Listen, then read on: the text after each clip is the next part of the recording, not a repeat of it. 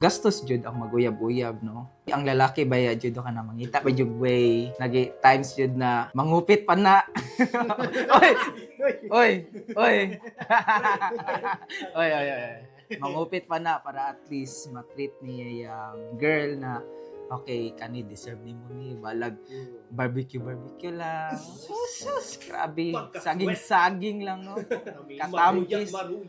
Maruya lang. And for me, ang structure yun sa kuan, no, or perspective na ko kay mag-start yun og live-in before marriage. Pag mag-live-in man good mo, dara ni mo makita imong partner. Also, dara ni mo ma-communicate. Siyempre, adlaw man mo nagauban. Honest din mo mag-storya, pero dara na yun ang problema. Isa na siya nating na pwede nyo mabuhat, and also, ma-learn po ni mo na kamo each other ba kung nag-work ba yun mo mag-uban. When you say marriage, it takes commitment man gud siya.